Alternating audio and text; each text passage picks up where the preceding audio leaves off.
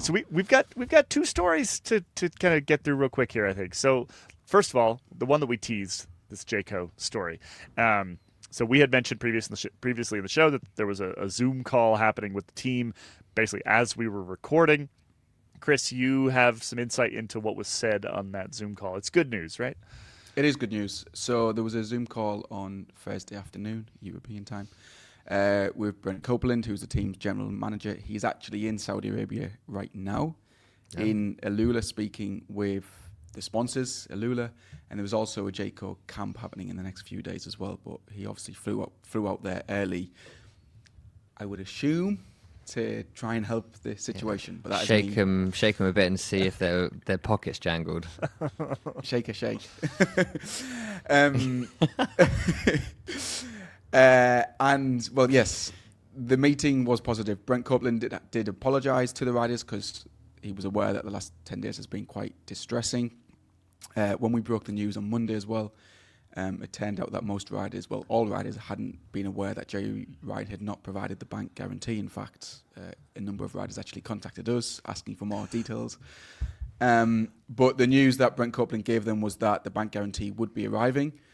We don't know if it has already arrived, but it would be arriving. And one rider who was on the call told me that there was no doubt that there was confidence and optimism and that the team would continue in 2026, both the men's and the women's team.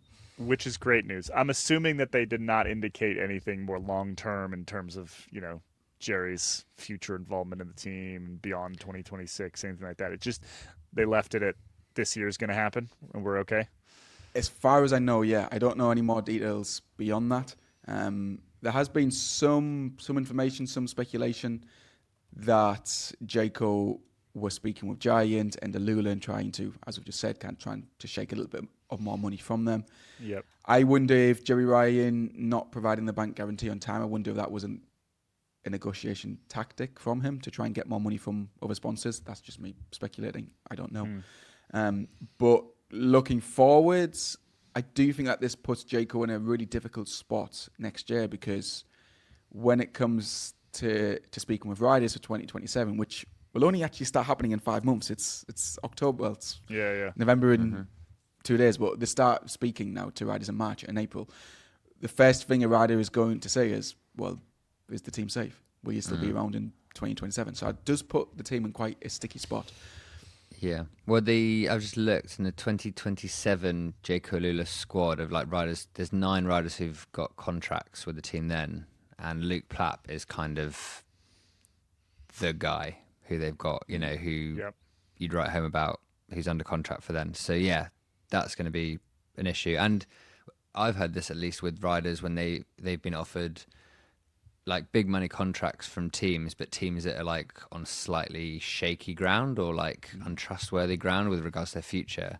And riders will often be well, I just can't trust that what you're offering me is going to extend past 4 or 5 months. Yeah. So while this is good news, I think you're definitely right, Chris, in that the future's still very uncertain.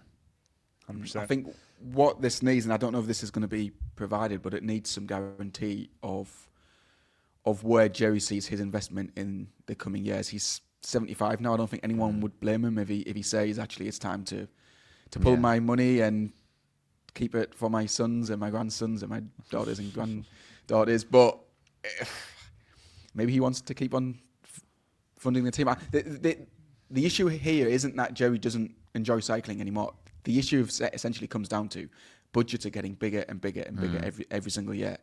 And Jerry Ryan, whether he's put, as an estimate, I guess maybe about 20, 25 million a year, and he doesn't want to put in any more than that. But if a team budget is now needs to be 35 million, where are you going to get this extra 15 million? Yeah. So that's the issue. Well, that's why they brought AlUla on in 2023, right? That was the big reason. I think Jerry's cash input remained the same through that. We talked a little bit about this elsewhere on the show when we weren't exactly sure what was going to happen, but Jerry's portion remained the same, but they needed some on top to continue to compete. And even then, they've really struggled, right? I mean, we talked about how they've had a rough couple of years. Let's pivot over to Lascano. So I guess a little bit of background here is that, Chris, you had heard something this week about him, and then I, from an entirely different source, heard something about him. Neither of them actually ended up being correct, I don't think. Sort of. Yeah. Sort of. But the fact that this is like discussion of Lazkano was sort of circulating among cycling people, insider cycling people in the last week, I think was indicative and maybe related to the fact that we got news today that he was provisionally suspended for biopassport abnormalities. Is that correct? That is correct, yes. And those abnormalities relate to the 2022, 2023, and 2024 when he was at Movistar, not when he was at Red Bull. Right. So we don't have any details of when he was pulled by the ITA, the International Testing Agency, but you would assume it was a few weeks after Roubaix, because that was his last race, so mid-April. Yeah. How these processes work is that when he would have been pulled, he would have been entitled to defend himself, to appeal, and there was no reason for this to be made public. Again, we don't have any specific information, but from going on past cases, it's fair to assume that Lazkano's immediate defence hasn't passed with the ITA, and now a fuller investigation will continue. I've also been told from a source within the UCI as well that Lazkano has been of interest to them for the past year or two. So within the UCI, this is not a huge surprise. He has been targeted. There was immediately that video clip of him attacking Roglic at the Dauphiné uphill. I think in 2024 was resurfacing, being like, yeah, should we remember our large mountain goat from the Dauphiné?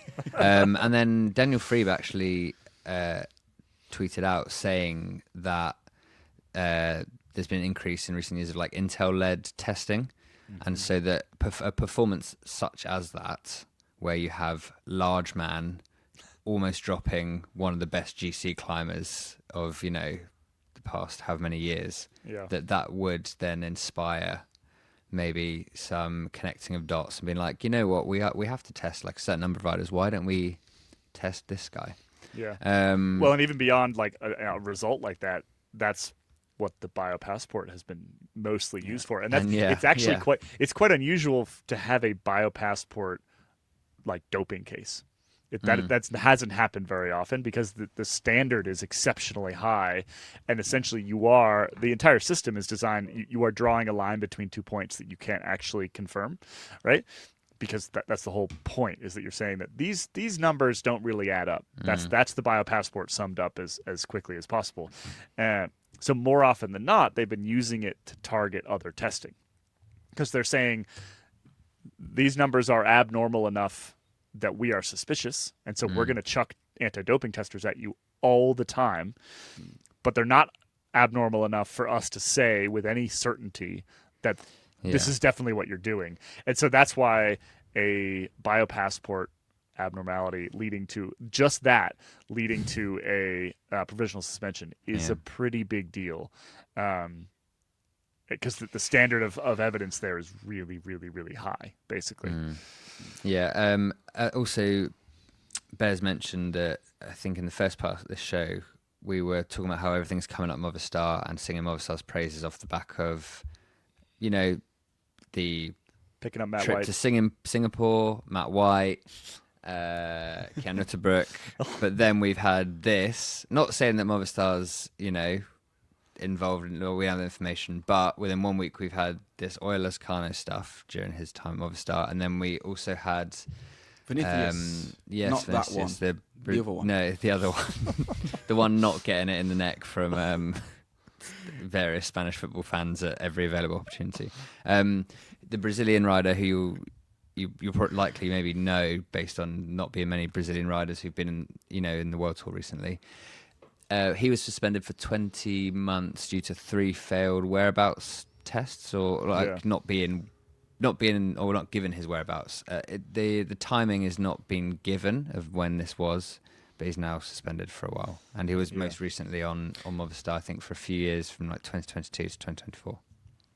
There are questions to ask of Movistar. In fact, I've just sent a message to their general manager asking for Oh, an I'm sure he'll be interview delighted as to well. receive that. because you do have Lazkano, Vinicius as well, and then they've got a number of ex-Caja riders. And it was only in 2023 there was a big report by the Spanish newspaper Marca into medical practices, let's call them, at Caja, and then there was an investigation by Spanish police as well.